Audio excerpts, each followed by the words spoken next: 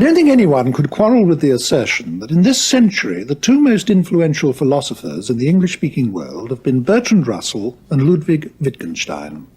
Russell, besides being a great philosopher, was a tremendous public figure. Immersed in political and social affairs nearly all his life, he became exceedingly familiar to the general public as a broadcaster and journalist and social critic, so people came to associate him quite rightly with certain general ideas and with a particular approach to social problems, even if they didn't know much about his philosophy, the best of which in any case was highly mathematical and technical, and therefore not really accessible to the non-specialist. Wittgenstein was quite different. He was only a technical philosopher. He took no part in public activity, shunned exposure even within his own profession, published very little. The result of this is that for a long time his influence, though immense, was confined to full-time students of philosophy. Only comparatively recently has this influence begun to seep out into surrounding areas of thought and affect people in other fields of activity. So the situation now is that a very large number of people have heard of Wittgenstein who don't really have any idea at all of what he did or why it's important. In this programme we're going to try and rectify that a bit, and as far as is possible in the short space of a single programme, to bring out clearly the main lines of Wittgenstein's thought, and say something about what its influence has been outside as well as inside philosophy. This not easy task is being taken on by Anthony Quinton, Fellow of New College, Oxford, where he's been teaching philosophy now for over 20 years. Mr. Quinton is currently also writing a history of philosophy in which Wittgenstein will be treated at some considerable length. But before I invite Anthony Quinton to start talking about Wittgenstein's ideas, I'd like myself, if I may, to say something about Wittgenstein the man. He was born in Vienna in 1889 and died in Cambridge in 1951, having incidentally become a British subject in his middle age. His father was the richest and most powerful steel magnate in Austria, and as a young child Wittgenstein developed a passionate interest in machinery, which was to set the pattern for his whole education. His parents sent him to a school that specialized in mathematics and the physical sciences, and he went on from there to become a student in mechanical engineering. At the age of 19, he came to Britain as a research student in engineering at Manchester University, and it was while he was there that he became fascinated by what were in fact philosophical questions about the foundations of the mathematics he was using. He read Bertrand Russell's great book, The Principles of Mathematics, and this seems to have been a kind of revelation to him. He threw up engineering and went to Cambridge to study logic under Russell. And within a very short time indeed he was producing original work of his own, which many people have regarded from that day to this as work of genius. It resulted in the only book of his to be published during his lifetime, a book with the somewhat off-putting title Tractatus Logico-Philosophicus, usually referred to by philosophers simply as the Tractatus. It was published in Austria in 1929 and in England in 1920. It was published in Austria in 1921 and in England in 1922. It's very short, but certainly one of the most influential works of philosophy to be published in this century. However, while it was exerting this tremendous influence over subsequent years, Wittgenstein himself was becoming more and more discontented with it. In fact, he came to the view that it was fundamentally mistaken, and he produced a whole new philosophy which repudiated his earlier one. During his lifetime, this second philosophy was disseminated only to and through his students at Cambridge. But after his death, a whole mass of writings came out which embodied it too. The most important of these was a book called Philosophical Investigations, which was published in 1953, and which then proceeded to have as great an influence as the Tractatus had had 30 years before. This is a unique phenomenon in the whole history of philosophy. A philosopher of genius producing two different and incompatible philosophies, each of which decisively influenced a whole generation. Well, now we must go back to the beginning and follow this story through in terms of the ideas involved. First, the Tractatus, then, produced during the second decade of this century. Anthony Quinton, it's a very short book. It's less than 80 pages in the standard edition.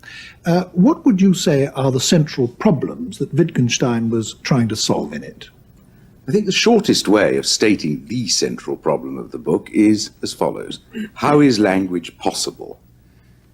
People had made all sorts of assumptions about meaning previously, how people attach meaning to words, Wittgenstein immensely generalized the question and said, how in general is it possible for human beings, by producing marks on paper or making noises, to represent something that was utterly different in character from the marks and noises used to represent them?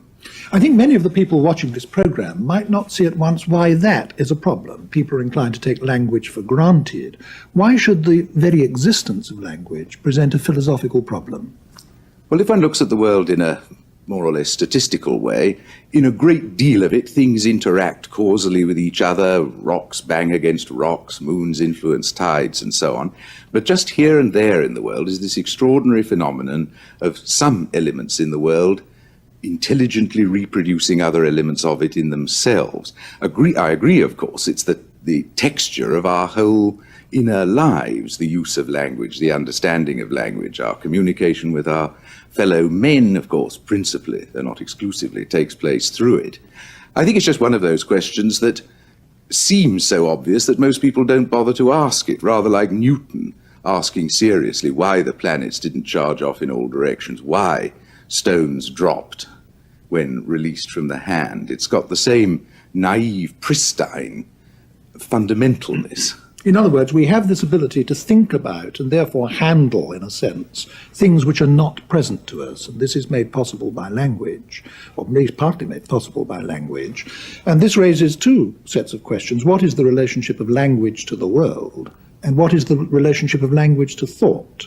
And I take you to agree that both of these questions are central to what the Tractatus is trying to do. Yes, people had asked questions about these things, as it were, in a piecemeal way before. The great fascination of the Tractatus is they're asked with the utmost conceivable generality. And to both of the things you mentioned, he has answers to give. There's this apparently not very helpful answer at first glance, that language represents the world by depicting it. Propositions are pictures, he says, of facts. And equally, propositions are expressions of thought. They're the vehicles of thought. They're what we think with. Now, there's another side to this coin, isn't there, that he was also concerned with. The very fact that he was concerned with the limits of what could be expressed in language and discovering what the limits were to what language could do, meant that he was also concerned with what language can't do. This was a very essential feature of the whole operation, and perhaps in some ways one of those that's had the largest possible influence, his insistence that the limits of language were clearly statable. And all this followed from his idea that language is essentially, and I have to insist, literally, pictorial in character. There's a well-known anecdote about Wittgenstein hearing of the use of some models in a French law court, I think it was, to represent the state of affairs in some street accident. And he had, confronted with this, the sort of experience that Archimedes cried Eureka about. This is it, I've got it. He said, that is the essence of language. And this put very serious constraints on language, that language had exactly to mirror states of affairs in which objects were engaged. And so this put limits to of a very marked kind on what could be said in his view. In particular, he thought that the relation of language to the world itself couldn't be meaningfully represented in language or discussed in language. I think we've got a pretty clear view now of what the problems were that he was addressing himself to in this book. We now have to start considering what the solutions were that he put forward. What did he come round to saying the scope of language was, and to saying the limits to its use were? The fundamental thing, I think, here can be put in 2 points. First of all, that language has to fit the world very directly, in that it has to be constituted, a meaningful assertion, a meaningful proposition, has to be constituted of names that fit directly onto objects, that are exactly correlated with the objects they're the names of. And then a true proposition, a genuine proposition, will be an arrangement of names that mirrors the arrangement of the objects it treats of. Now, this limits language, in a sense, to description of that which is outside language. That's the limiting feature of that. Oh, God, I'm sorry, I've foozled it. I've lost the second thing. That's all right. No, well, you said there were You've mentioned what's often referred to as the picture theory of language. I think it's very difficult for people to see in what sense a sentence can be a picture of a fact, or a sentence can be a picture of any piece of reality. Can you explain that a bit better? Well, I think his point is that the sentences of ordinary language don't look like pictures, but his contention is if they are to have any meaning, they must be capable of being analysed or decomposed into a set of ultimate elementary sentences which really are pictures, which consist purely of names directly correlated with the objects that are being talked about, and in which the arrangement of names mirrors the arrangement of the objects. Let me recapitulate this to see if we've got it absolutely clear between us. The Wittgenstein thought that if you analysed any utterance about the world, you could analyse it down into words which were names of things, and the relationship between the words in the sentence corresponded to the relationship between things in the real world. And in this way, the sentence was able to picture the world. That's right. And that was a purely argumentative assumption, as it were. He argued that from first principles. He argued that it was necessitated by the requirement he laid down that every genuine proposition must have a definite sense. And he thought no proposition could have a definite sense unless it was ultimately made up of these fundamental pictorial propositions. Well, now, sorry, he doesn't give any examples of these pictorial propositions. Other philosophers he influenced came forward with examples of them, but he abstains altogether from giving the examples. He just says it can, he thinks, be proved that there must be propositions of this ultimate pictorial kind. But now, one immediate query that occurs to one is this. A great many of the things that we say are false or untrue. That means that I, in those cases, utter something to which there is nothing in the world that corresponds. Now, how does he explain that? Well, it emerges fairly simply from what's come out so far. Objects can be arranged in various different ways, and the names we have for those objects can also be arranged in various different ways. A significant proposition assembles a set of names in one of the possible configurations that those names allow for, and the possibilities of combination of the names is directly parallel to the possibility of the combinations of the objects. So a meaningful proposition, as such, depicts a possible state of affairs if the arrangement of the objects referred to by the proposition is identical with the arrangement of the names of the objects in the proposition, then the proposition is true. So the counters can be moved around, as it were, in various configurations.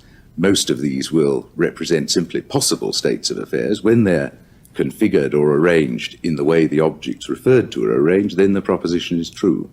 A lot of the things that we say in ordinary life, and indeed in philosophy too, aren't about states of affairs at all. We make moral judgments, aesthetic evaluations, and so on and so forth. How are these explained by this theory of language?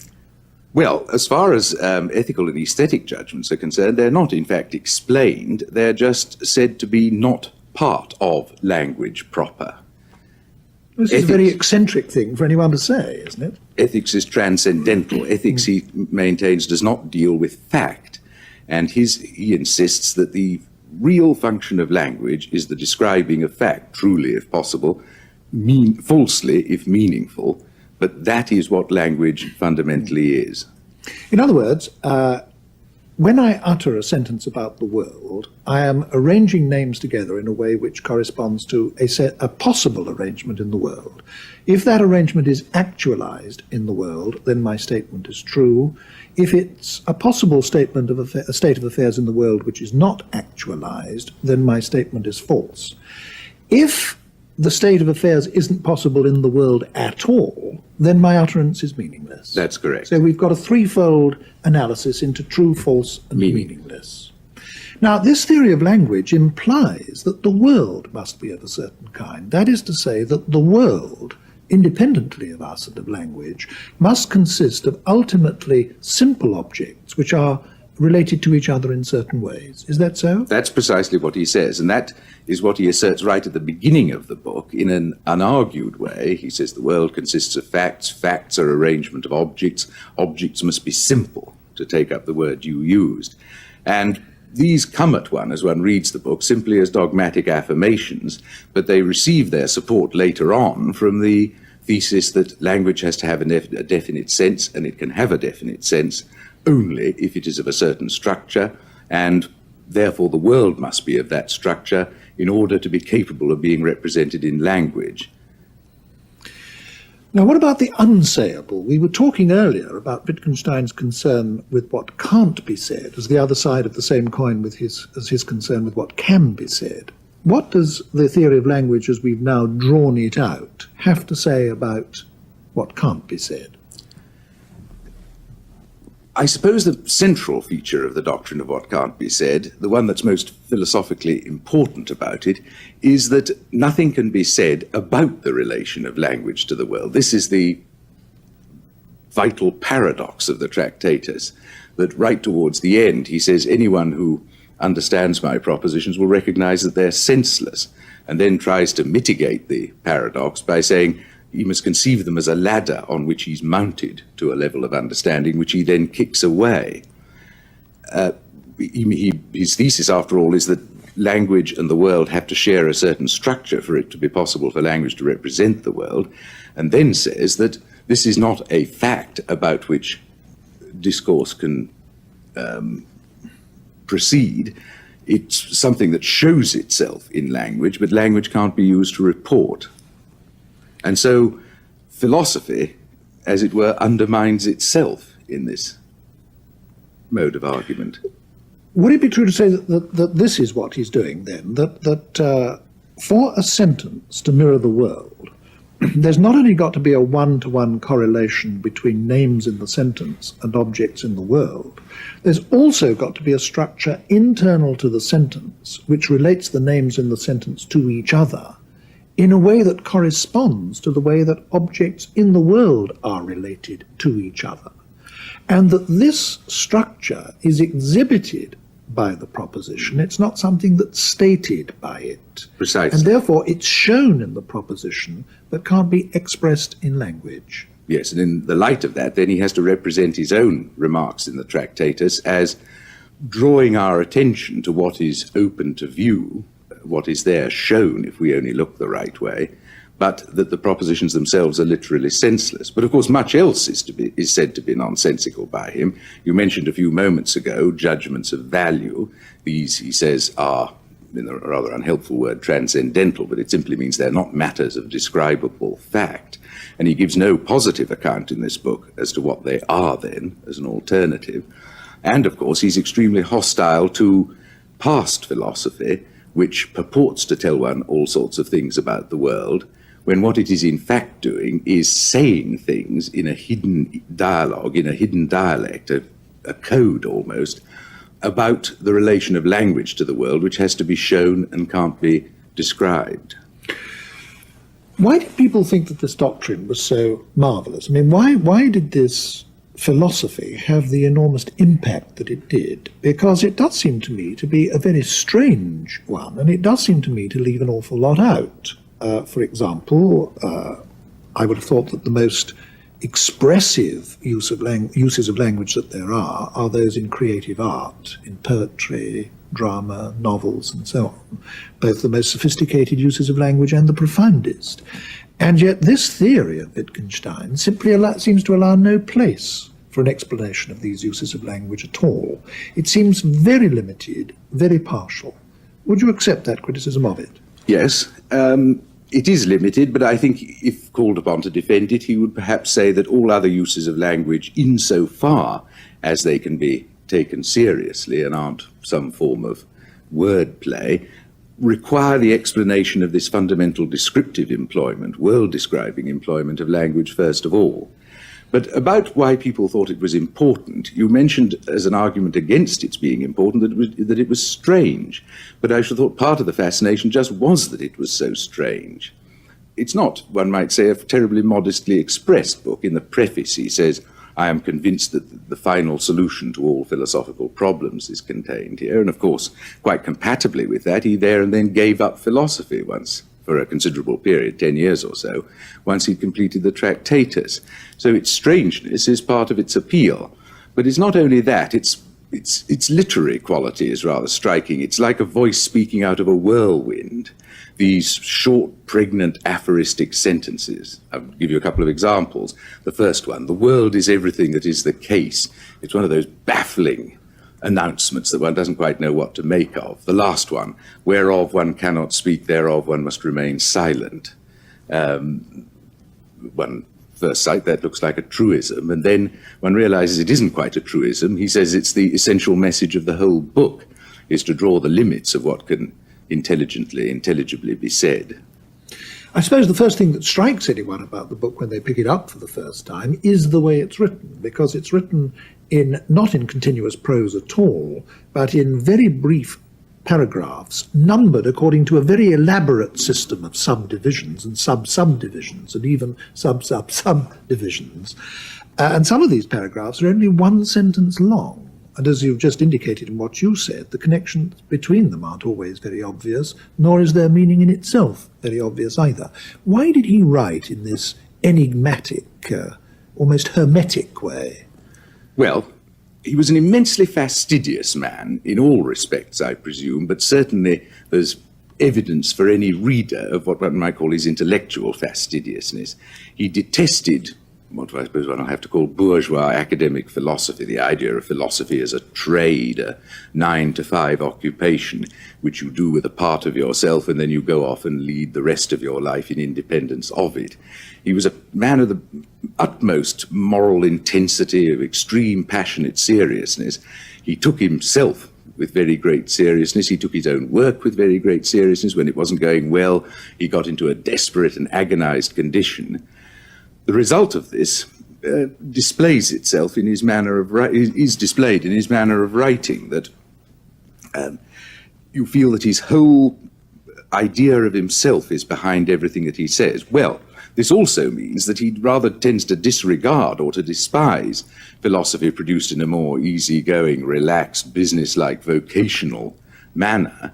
That he wishes to distance himself from that altogether, and he doesn't want to make the thing too easy. He doesn't want to express himself in a way that people can pick up by simply running their eyes over the pages. This is an instrument for changing the whole intellectual aspect of its readers' lives.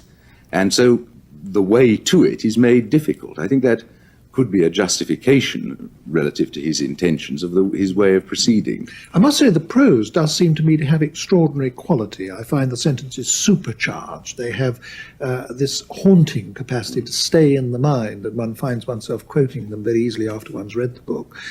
I would regard Wittgenstein as one of those few philosophers like Plato or Schopenhauer or Nietzsche who are also great literary artists, great writers. Would you agree with that? I think he is. He's certainly a very conscious artist. He was a distinguished mind, a cultivated man. He didn't make a mess of it, therefore. There's nothing, you couldn't say of his work that it was ever pretentious. It pretends to great things. It makes claims of itself. But it seems to me the literary garment of his thought is worthy of the seriousness with which he presented those thoughts.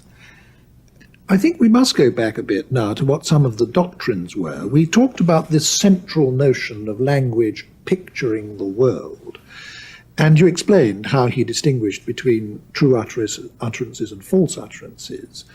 Does he provide us with any way of seeing if a statement pictures the world, of seeing if our utterances are true or false? What kind of analysis of the utterance will show us whether it's true or false? There's absolutely no explanation, as I said earlier, of what the simple objects are, and therefore there's no account given of, so to speak, how we come to be aware of the simple objects.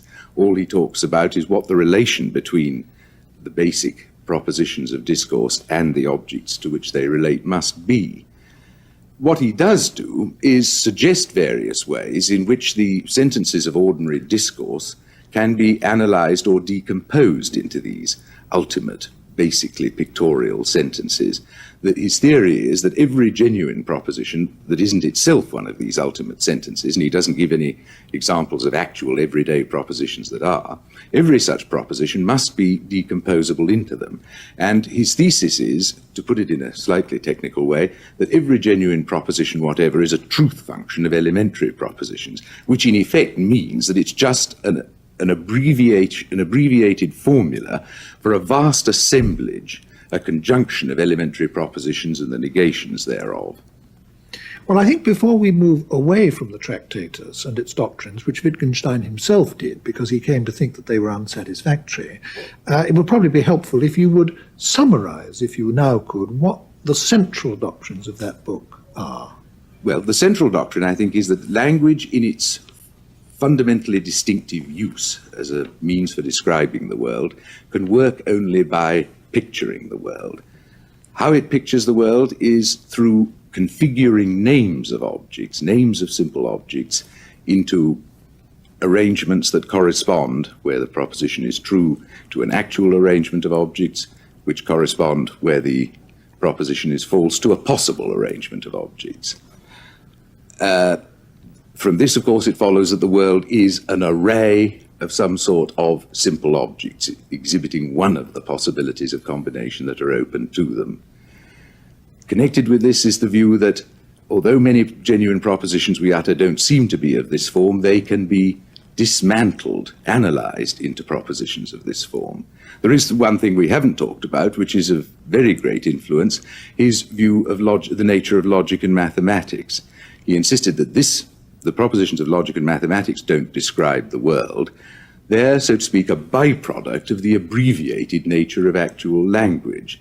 What a logical truth does is state what should be evident, namely that one proposition contains within itself another proposition. That is, some complex of pictures of the elementary pictures of the world contains in its content certain other. Some of them. So in other words, according to that theory, all the truths of mathematics, like all the truths of logic, are tautologies. Are tautologies. Just unpacking what is already there in the proposition. Yes, that they give no information about the world itself. They're simply symbolic in character, as it were. They talk about the relation of symbolism. And again, he said that these propositions were senseless in that they had no factual content. They didn't tell us anything about how things were when how things were was different from how they might have been. They simply reflect the character of the language we use. Now, what was the influence of this early philosophy of Wittgenstein? It was, in fact, very great, wasn't it? Very considerable, but it was exercised through only a small part of the work he produced. The greater part of the Tractatus is concerned with this theory of propositions as pictures, words as names, the things propositions related to as configurations of simple objects or facts. That's the great bulk of the book, the first, say, 2/3 of it or something like that. And in that form, I think it's fair to say that nobody took it up at all. People were baffled and astounded and puzzled by it. But the group of philosophers who claimed to derive their main inspiration from Wittgenstein, namely the positivists of the Vienna Circle, although they accepted the view that there must be some basic propositions which relate, as it were, directly to the world, there must be a point in language where direct contact with the world is made, they gave a much more straightforward and easily intelligible account of this relation. In essence, it was that these elementary propositions simply describe the sense experiences of individual observers. So they report immediate occurrences of experience, feeling, perceptions by individual persons, and then that everything else could be, all the other beliefs we held could be analyzed out into propositions of this kind, propositions about continuing material objects that exist unperceived, propositions about minds other than our own, propositions about social institutions, that all of these could be analyzed in the end down to simple reports of private experience. Now, when Wittgenstein began to become dissatisfied himself with this philosophy of his that he published in the Tractatus, which way did his own dissatisfaction proceed? I think perhaps I might say a little bit here about what Wittgenstein was doing in the interim. You spoke earlier in general terms about his career, the engineering at Manchester, the becoming interested in the nature of mathematics, the studying of Russell, the going to Cambridge to work with Russell. And at this period, he was an extremely isolated figure, perhaps locked up mainly in his own thoughts, talking to one or two people, particularly Russell. And the philosophy of the Tractatus reflects that in a way by being an immensely individualistic philosophy. There's no suggestion of language in a way being a communicative instrument. It's an instrument for reporting to oneself, for describing. There's no emphasis on it being a medium of exchange. Well, as I said, quite compatibly with the doctrines of the Tractatus, he thought he'd got all the answers, and so at that point he gave up the subject. And for a number of years in the 1920s, he was an elementary school teacher. Then he worked as a monastery gardener, helped design a house for his sister. And it wasn't until the end of the 1920s that he took the subject up again. He got into conversations with various leading figures of what was to become the Vienna Circle. And this interested him in philosophy again. I mean, one could reasonably suppose that philosophical thoughts were going through his mind in the interim, but it clearly wasn't part of his plan of life to continue thinking about philosophy after the publication of the Tractatus. Then he was stimulated into thinking about philosophy again, and of course the very different second philosophy of Wittgenstein developed from that period onward.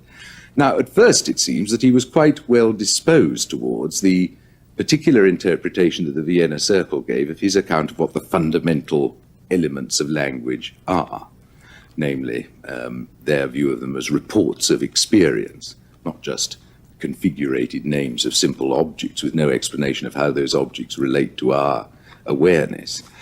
But he moved away from that, I think, reasonably soon. Remember, he returned to Cambridge in 1929 and stayed there in various capacities until getting involved in various sorts of war work.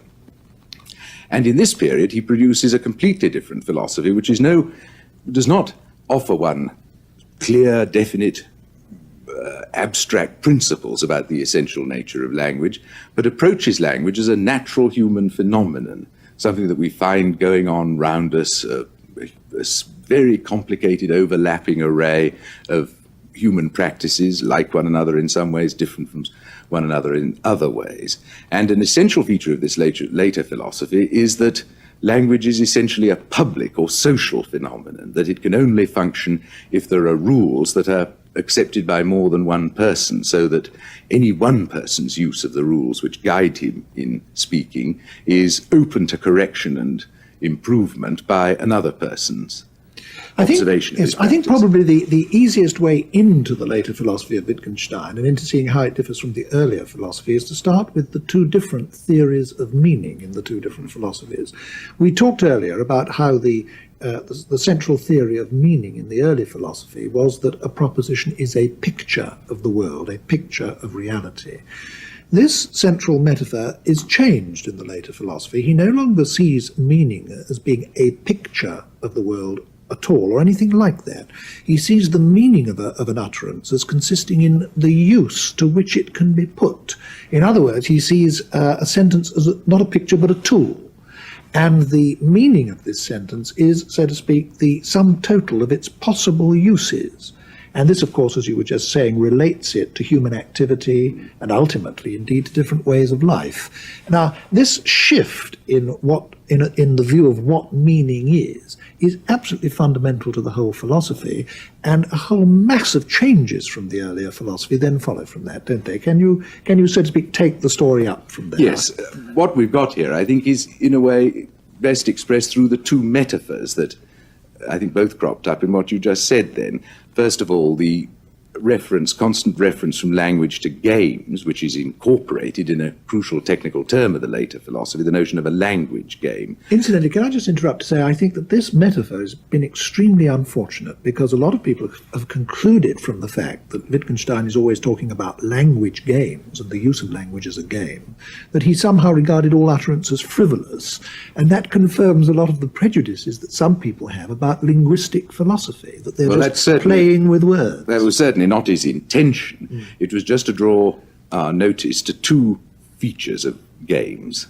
The first one, simply that they're rule-governed practices, and a lot follows from this in a way about how the rules of a game can change, and the games can resemble one another in all sorts of different ways. That second point leads on to the second feature about games, which is that there's no common characteristic to all games. Games, as he says, are related to one another by family resemblance.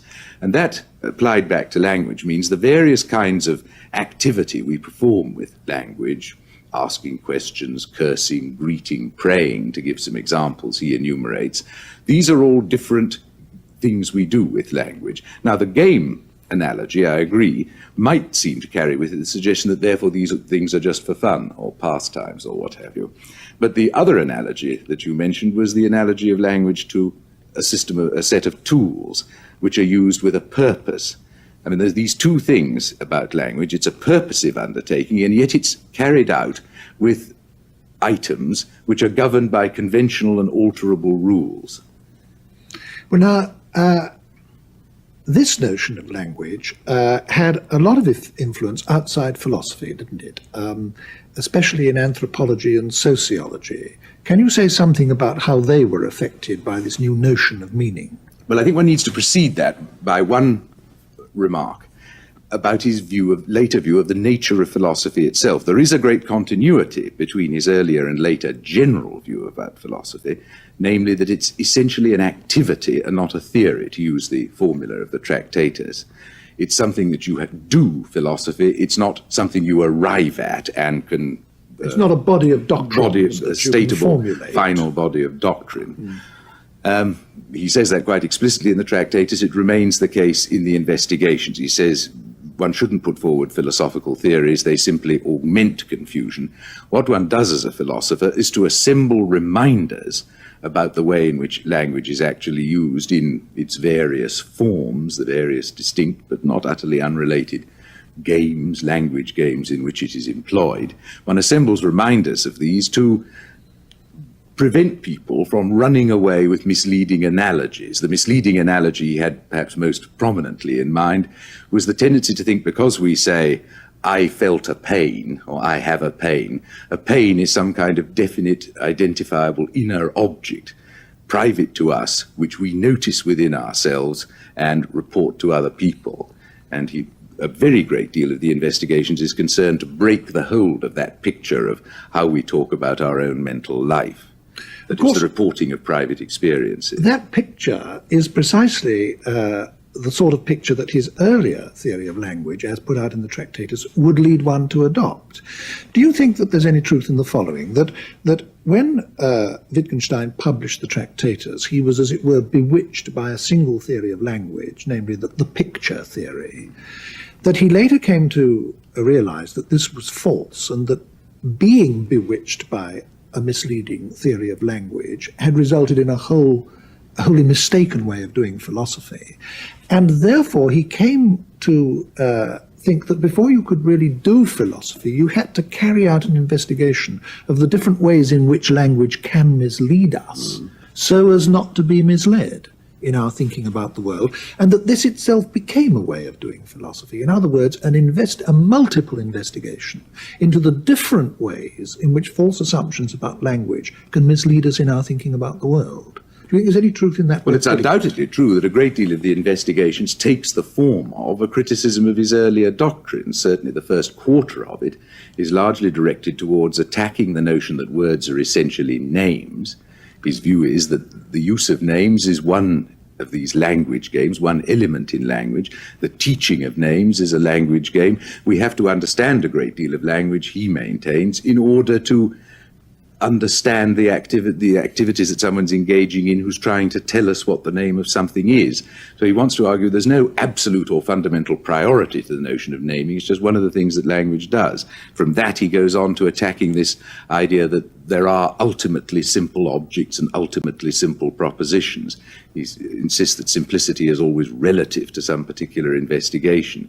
And so there's this enormous sense that has developed of language as a public, available social reality, not language as some kind of essence which you can work out in your head by pure reasoning in the later work. One analogy that's been drawn a great deal is with psychoanalysis, in the following sense, that Wittgenstein is saying that we first of all become, as it were, knotted up in our view of some particular aspect of reality by a false use of language, and that the task of philosophy is to untie these knots. And this, so to speak, therapeutic aspect of philosophical activity has often been said to be very like what Freud thought the psychoanalyst was doing in another direction. Do you think that a similarity exists there?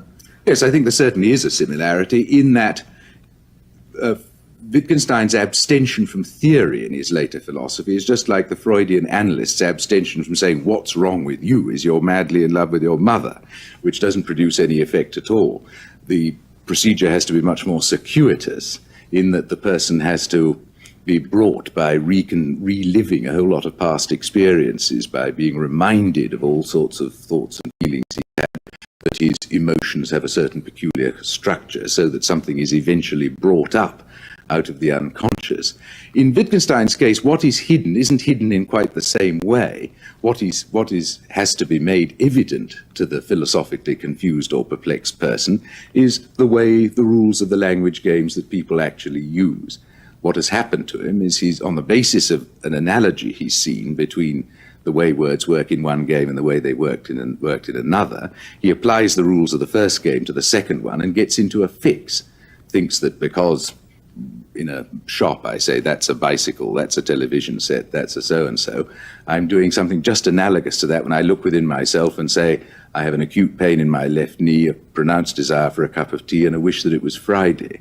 He wants to say these are two utterly different operations, that one's not just listing off things that one finds within oneself in self-description.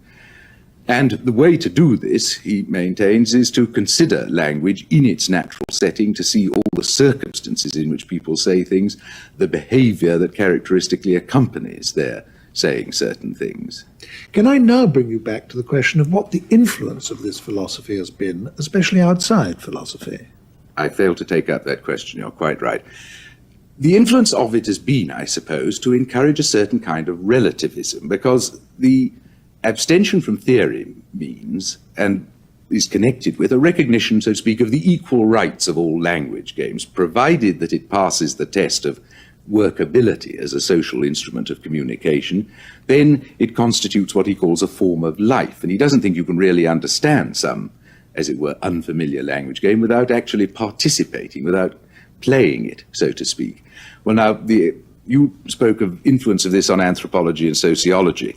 All right, a certain form of anthropology and sociology, if you like, looks at social orders utterly different from those in which the student of the subject himself lives, and he then proceeds to criticize what's going on there in the light of the accepted rules of his own society, when the whole notion, as it were, of the savage, where people say, well, presumably savage languages, because their life is so technologically unadvanced, their language is presumably going to be a few grunts, whereas, of course, this is not true at all.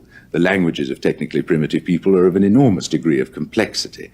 And then one sees, rules of taboo, or rules that we call taboo, which is already a somewhat derogatory phrase, because it suggests this is a rule which is based on false assumptions of what connects with what. And he would say, I think that's just a misunderstanding bred by not actually being a party to, not fully being within the form of life in which these taboo rules operate. What, speaking for yourself, do you think is wrong with this later philosophy, unless, of course, you buy it whole? No, I certainly don't buy it whole. What I think is important about it, I do think the philosophy of mind, the account of our discourse about our own mental life and that of others, has given very good reason for abandoning an assumption that was traditionally made, that there was a kind of huge cleavage between our thought and discourse about the physical world and our thought and discourse about the mind. It did bring to light that a great deal of what we have to say about our own and other people's mental lives is essentially tied to behavior. As it were, being generous, the test of whether a person is generous is what they give and when, not whether they have generous impulses. A person who claims to have endless generous impulses but actually always lets the plate pass by, one supposes he's either being insincere or is at best deceiving himself. Well, the generous impulses, as it were, Wittgenstein's point, is neither here nor there. It's just for a person to be generous is for them to act in a certain way in certain circumstances. And yet, after all, generosity is a character trait. It's an aspect of an individual's mind. The mind isn't a hidden, private thing altogether. And that, I think, is important in the later work. What I object to myself is the abstention from theory, if you like, that nothing ever seems to come to an end, nothing ever gets settled. the examples are heaped up, and then, as it were, they're offered to you to take or to leave. It seems to me an intellectually unsatisfactory practice. The whole manner of exposition of the investigations is a sort of kind of cumulative and disorderly persuasion, rather than definitely setting out something that is to be discussed and saying, well, in favor of it, so-and-so is to be said, against it, so-and-so is to be said. I don't say this is in any sense a mannerism on Wittgenstein's part. It represents a commitment, a belief on his part that this is the way the subject should be done. I just don't believe it can be done like that, or that understanding of a lasting kind is achieved by this consciously inconclusive way of proceeding. If one takes 3 paces back and looks at the 2 philosophies of Wittgenstein, the earlier and the later one, there seem to me to be at least 3 ways in which they are viewed by other philosophers who are themselves very distinguished. I suppose a large number of philosophers, perhaps most, regard both the early and the late philosophy as being works of genius. But some, Bertrand Russell as an example, regarded the first philosophy as being the product of genius, but the later philosophy as being trivial and, well, really, he kept saying, he thought, a worthless exercise. There are other philosophers, and Karl Popper is one, for example, who doesn't think at all highly of either of them. How do you evaluate them in their relation to each other? Well, I'm perhaps docile enough to be quite convinced that Wittgenstein is a genius, and that both stages of his work are works of genius. But as so often in philosophical works, this isn't because everything is said in them is true. Who would deny, after all, that Plato was a genius? Yet who would believe Plato's view of the universe, that what really exists is abstract, timeless entities, and the world of things in space and time is a sort of shadowy appearance? One can recognize the genius of a philosopher without, in fact, accepting very much of what he says. The genius might consist, one might say very evidently in the case of Kant, in asking questions of a more fundamental and powerful kind than people had asked before, challenging assumptions that had gone hitherto unchallenged. And I think in both parts of his work, this is achieved. Thank you very much. I must say that I think that you've succeeded in doing something that is very difficult to do, and that is making 2 philosophies intelligible in a space that in this series we're normally devoting to one. Thank you very much, Anthony Quinton.